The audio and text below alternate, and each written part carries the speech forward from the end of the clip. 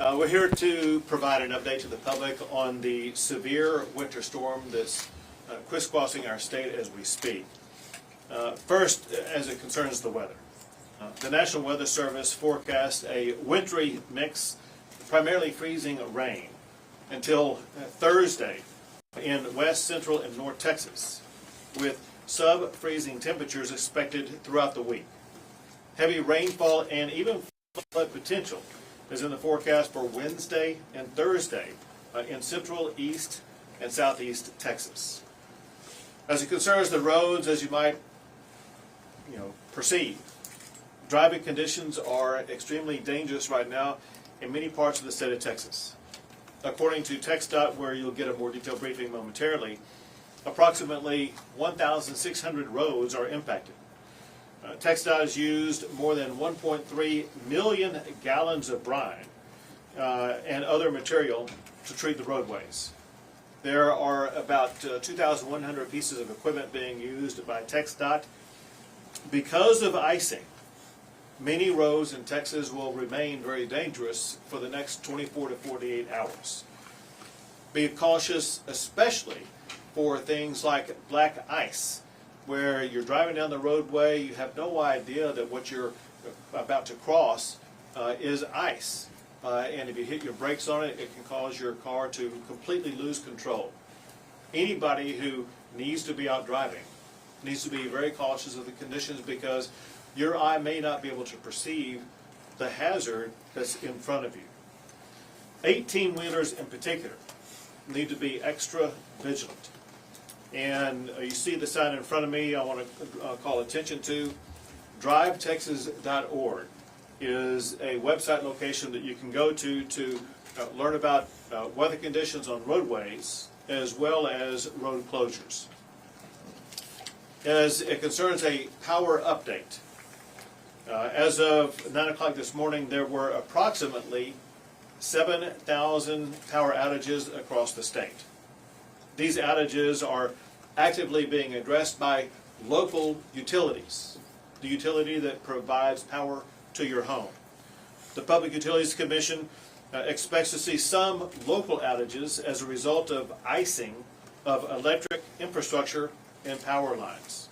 It's important to remember that local outages are not a reason to say that there is a problem with the power grid. The power grid is functioning just fine as we speak. If you experience an outage, please check with your local provider for updates.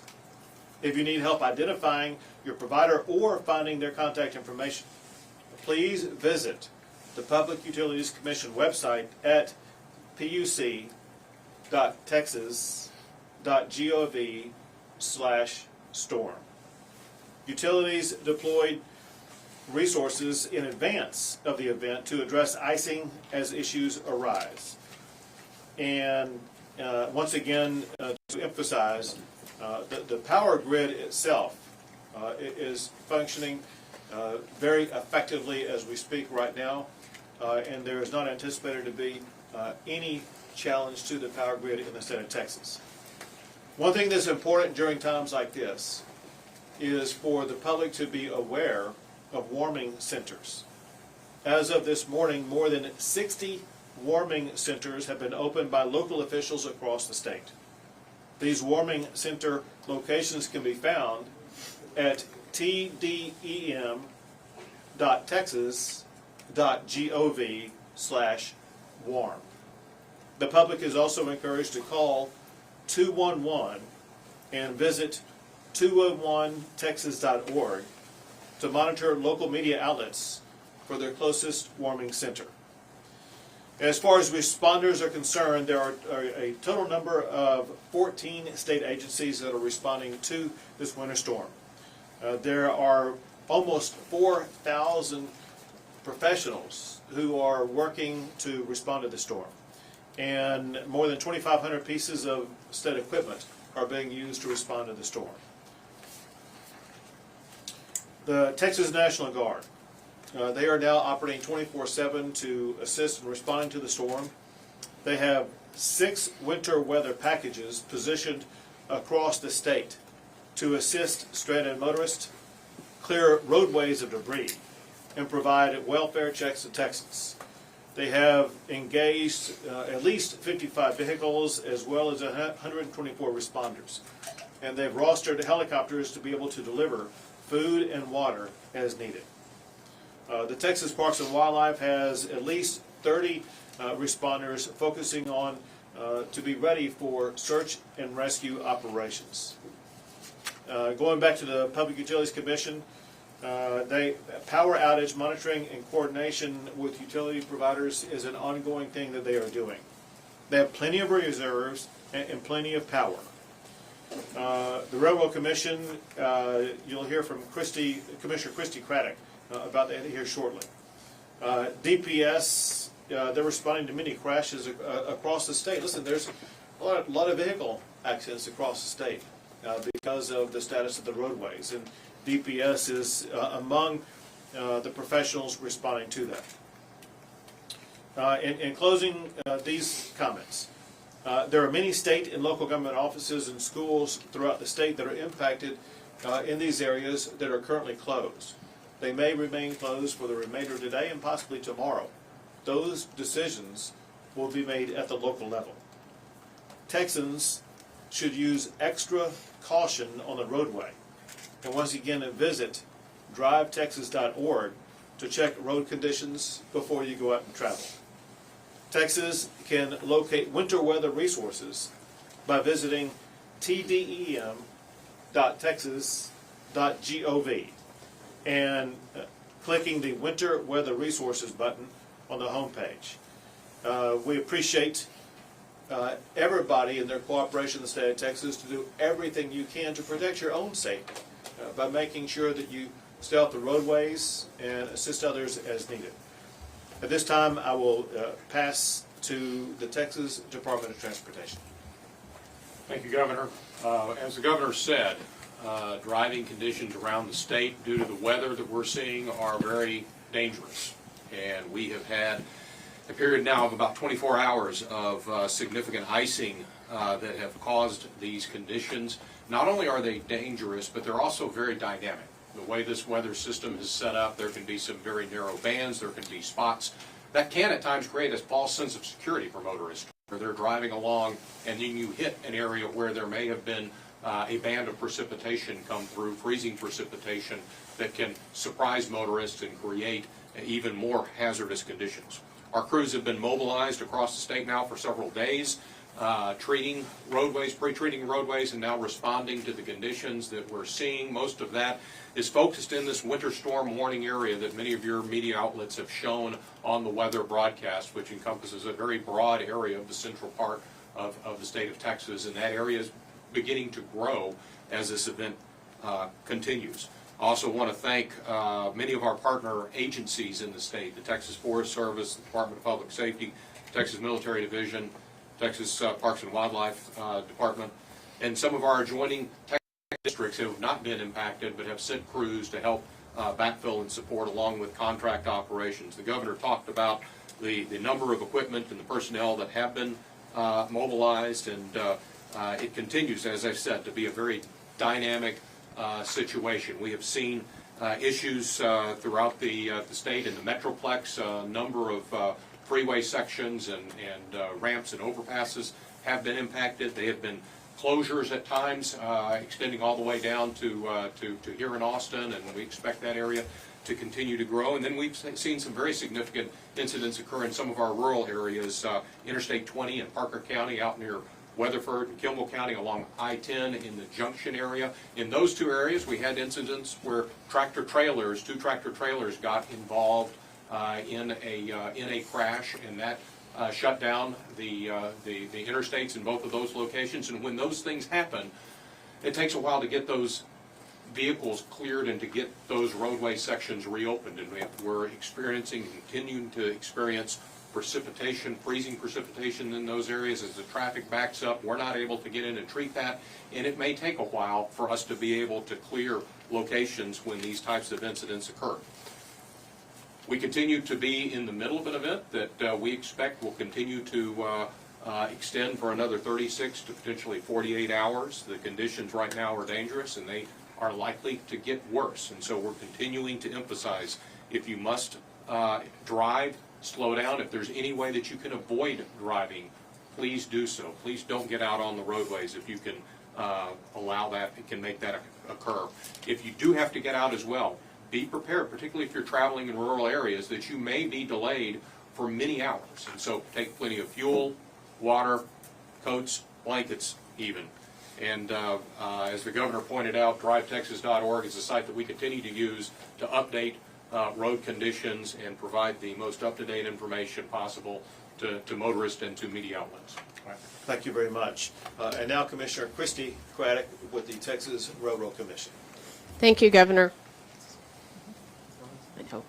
Thank you, Governor. Good morning. And we are in charge of natural gas. We are glad to say that the gas supply in this state is holding steady across the board.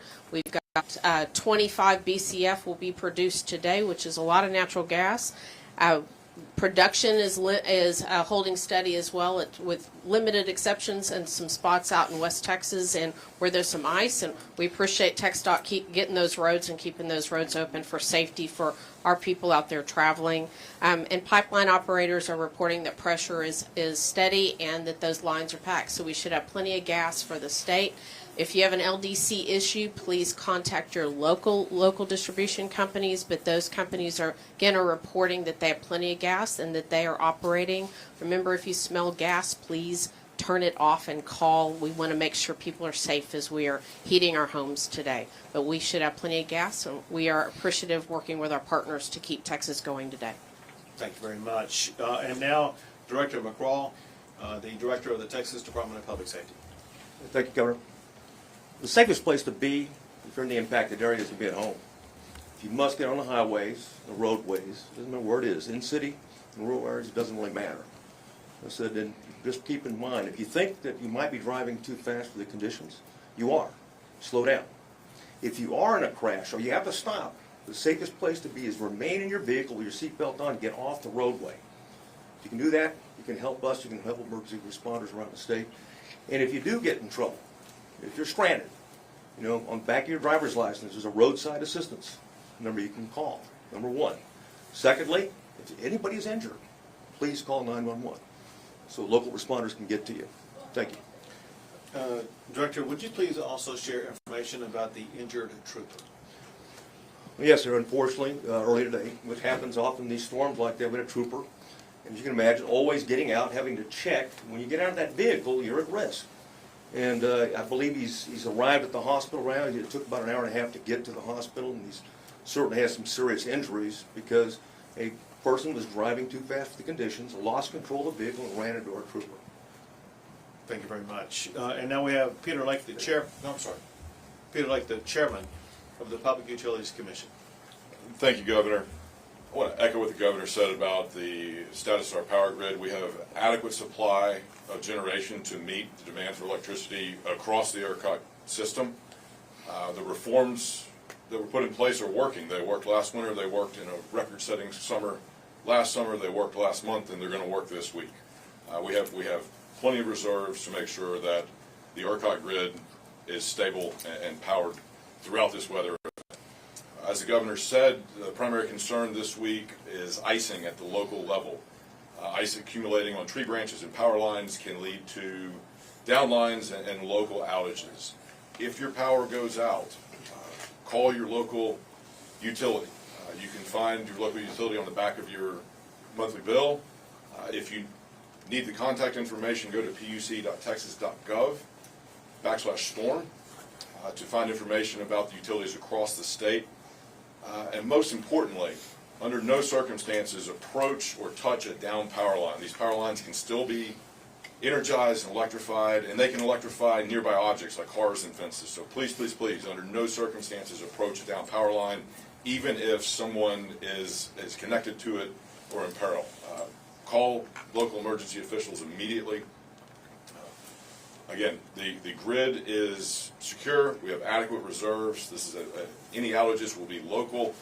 Our utility companies across the state have pre-positioned crews and resources to make sure that if there are local outages, power can be restored as quickly as possible. We've got Folks out in the freezing rain appreciate all the hard work to those men and women. They've got equipment like poles and conductors and transformers already out in the field so that any outages can be restored very, very quickly. Again, visit puc.texas.gov if you do lose power, and contact your local emergency officials if you do come across a down power line. Thank you very much. And now the head of ERCOT, Pablo Vegas. Thank you, Governor. Good morning. ERCOT has been preparing for Winter Storm Mara for the last several days, and we have all the resources that we need to ensure reliable operations during this event. The ERCOT grid is not expecting to have any emergency conditions during this event, nor are we expecting a need to ask for conservation of any Texans. We are forecasting to have more than 10,000 megawatts of generating reserves online throughout this entire week. We expect any outages, as noted before, to be local in nature. If icing caused any outages on lines, we would expect a timetable for that restoration to be communicated from your local utility company. So please go to your local utility company website to get information about any outages. To stay informed on what's happening with regards to the ERCOT grid, please go to ERCOT.com. You can see there in real time the level of demand, the amount of reserves that we are carrying, as well as you can see the type of fuel and how electricity is being produced in real time across the state of Texas. So to reemphasize, we are not forecasting to have any issues with supply, and we have all of the resources that we need in order to ensure safe operations throughout this event. Thank you. Thank you very much. And now the head of the Texas Division of Emergency Management. Go ahead. All right, Chief Nim Kidd. Thank you, Governor. And as you've heard, our state agencies are prepared for this event. We will be ready to respond to this. We believe this winter weather will last at least through Thursday.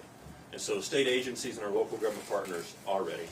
I would want to make sure that our citizens have done what they need to do to prepare their homes and prepare their cars. I will re-say what a lot of people at this table and this press conference have already said. If you do not have to get out and travel, don't get out and travel. If you do, please make sure your vehicle is prepared. Make sure that you have plenty of fuel. Make sure that you have water and food and blankets in your vehicle.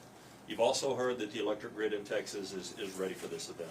I will tell you that won't stop people from having wrecks and hitting power lines and knocking down power lines and taking out transformers that could cause electricity outages at your home or business.